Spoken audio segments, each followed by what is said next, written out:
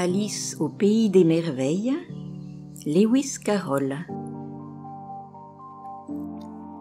Chapitre 2. La mare de larmes. De plus en plus mieux, s'écria Alice. Dans sa surprise, elle oubliait de parler correctement.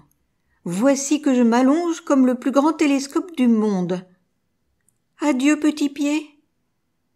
Car lorsqu'elle regardait ses pieds, ils lui paraissaient presque invisibles tant ils étaient loin. Oh, mes pauvres petits pieds chéris, qui maintenant mettra vos souliers et vos chaussettes? Sûrement pas moi. Je serai sûrement trop loin pour m'occuper de vous. Débrouillez-vous comme vous pourrez. Mais il faut que je sois gentille avec eux, pensa Alice. Sinon, ils pourraient refuser de marcher. Voyons, je leur ferai cadeau à chaque Noël d'une belle paire de chaussures. Et quelle étrange adresse cela fera? Monsieur le pied droit d'Alice, tapis du foyer, près de la cheminée, tendrement, Alice. Quelle bêtise je suis en train de dire. À ce moment précis, sa tête heurta le plafond du couloir. C'est qu'elle mesurait près de 3 mètres de haut. Elle saisit aussitôt la petite clé d'or et se précipita vers la porte du jardin. Pauvre Alice! En se couchant de côté, elle réussit tout juste à voir le jardin d'un œil. Mais passer était plus impossible que jamais. Découragée, elle s'assit et se remit à pleurer. « Tu devrais avoir honte, se dit-elle, une grande fille comme toi. » C'était bien vrai qu'elle était grande. « Pleurer de la sorte. Cesse immédiatement, sinon gare à toi. » Elle continua tout de même à verser des flots de larmes, si bien qu'il se forma une mare autour d'elle, profonde au moins de 10 centimètres et s'étalant sur la moitié du couloir. Bientôt, elle entendit un petit bruit de pas dans le lointain. Elle s'essuya aussitôt les yeux pour voir ce qui s'approchait. C'était le lapin blanc qui revenait, magnifiquement habillé, une paire de gants de chevreau blanc dans une main, et dans l'autre un grand éventail. Il s'avança, trottant aussi vite qu'il pouvait, et marmottant « Oh, la duchesse, elle va être furieuse si je la fais attendre. » Alice se sentait si désespérée qu'elle aurait appelé n'importe qui à son secours. Aussi, lorsque le lapin fut assez près, elle dit d'une voix basse et timide « S'il vous plaît, monsieur ?» Le lapin sursauta, laissa tomber les gants blancs et l'éventail, et s'enfuit à toute vitesse dans l'obscurité. Alice ramassa l'éventail et les gants. Comme il faisait très chaud, elle s'éventa, en disant « Mon Dieu, comme tout est bizarre aujourd'hui, et dire qu'hier tout se passait normalement. Est-ce qu'on m'aurait changé pendant la nuit? Voyons, étais-je la même quand je me suis levée ce matin? J'oserais presque penser que je me sentais un peu différente. Mais si je ne suis pas la même, une question se pose. Qui suis-je? Ah, c'est un terrible problème. Et elle évoqua l'image de toute petite fille de son âge qu'elle connaissait, pour voir si elle n'était pas devenue l'une d'elles. Je suis certaine de ne pas être Ada, dit-elle, car elle a de longues boucles et moi je n'en ai pas. Et je suis sûre de ne pas être Mabel, car je sais beaucoup de choses et elle ne sait presque rien. D'ailleurs, elle et je suis moi. De plus, oh mon Dieu, que c'est compliqué. Je vais essayer de faire une révision de tout ce que je savais. Voyons. 4 x 5, 12. Et 4 x 6, 13. Et 4 x 7, oh mon Dieu, j'y arriverai jamais à 20 de cette manière-là. Après tout, la table de multiplication ne prouve rien. Essayons la géographie. Londres est la capitale de Paris. Et Paris est la capitale de Rome. Et Rome... Non, c'est tout faux. J'en suis sûre, je dois être devenue Mabel. Je vais essayer de réciter Maître Corbeau. Elle croisa les bras comme pour réciter une leçon, mais sa voix était étrangement rauque, et les mots ne vinrent pas comme il aurait fallu. Par un chemin montant, caoteux, malaisé, une mouche tirait un coche. 6 forts chevaux, par l'eau de ral léché, lui tinrent à peu près ce langage. « Eh, bonjour, monsieur du Morceau.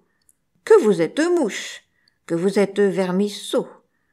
Cette leçon vaut bien un temps chaud, c'est là son moindre défaut. » « Je suis sûre que ce ne sont pas les vraies paroles, » gémit la pauvre Alice.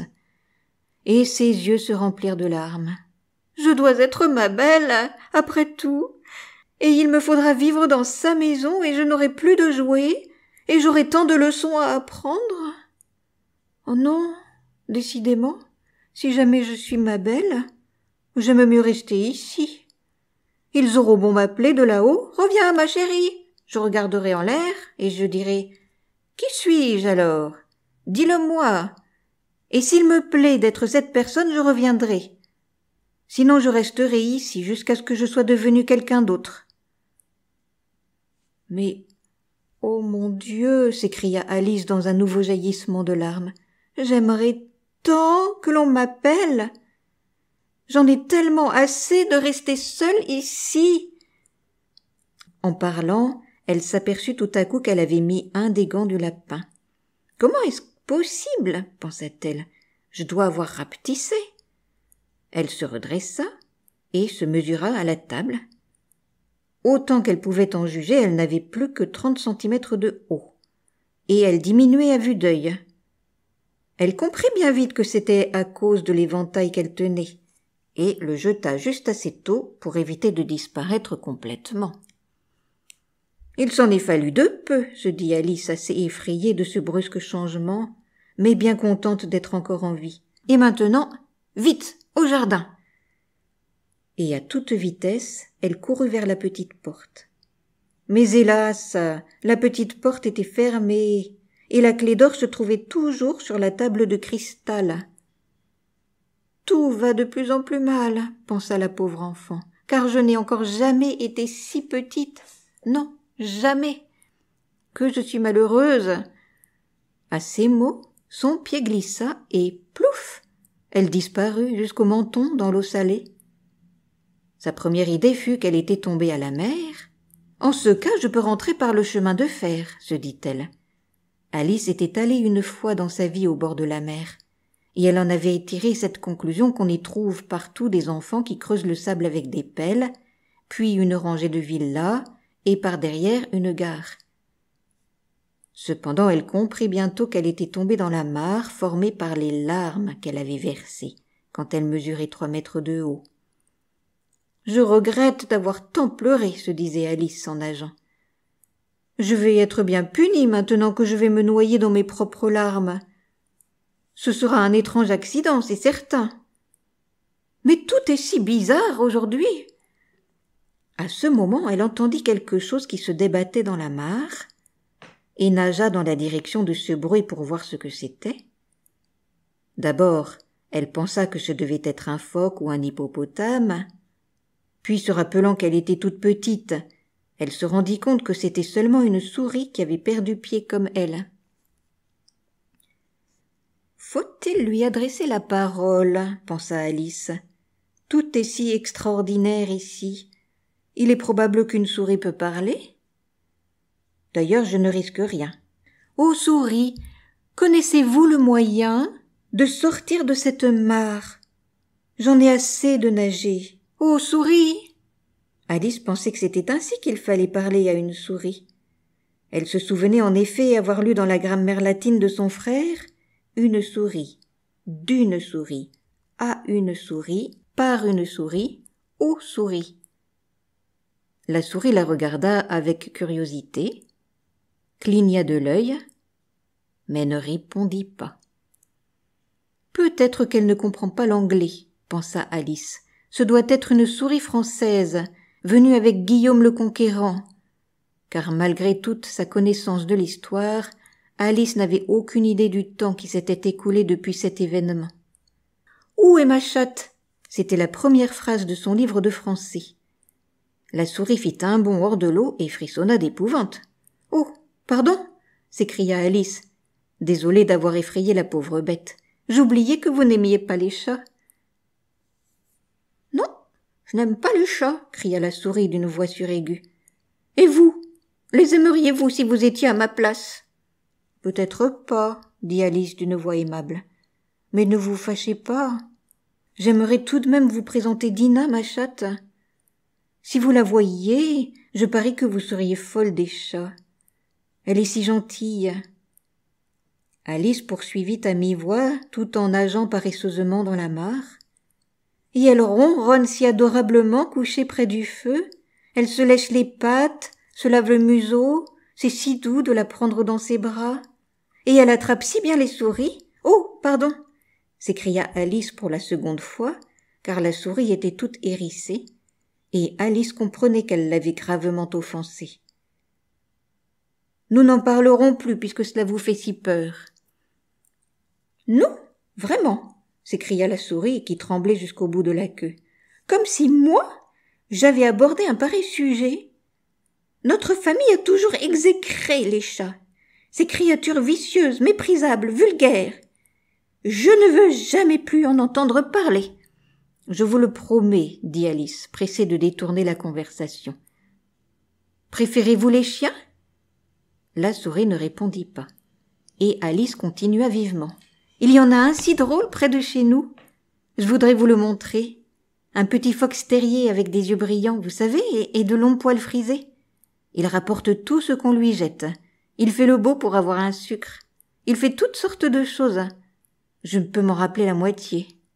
Il appartient à un fermier, vous savez, et le fermier dit qu'un chien comme ça, c'est une valeur inestimable. Pensez qu'il tue tous les rats et... Oh, mon Dieu, s'écria Alice d'un ton désolé. Je l'ai encore offensé. Car la souris s'éloignait en nageant de toutes ses forces, si bien que la mare était fort agitée. Alice l'appela d'une voix caressante. « Petite souris, reviens. Je t'en prie, nous ne parlerons plus ni de chats ni de chiens, puisque tu ne les aimes pas. » Lorsque la souris entendit cela, elle se rapprocha. Sa figure était pâle.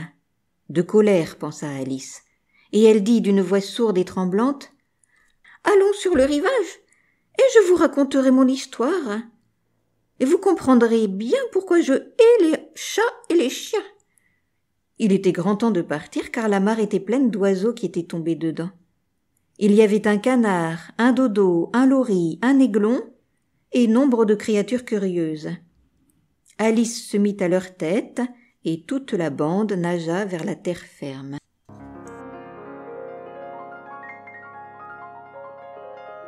La suite de l'histoire au prochain numéro. Si cela vous a plu, vous pouvez retrouver d'autres histoires et poésies sur ma chaîne Entendre lire.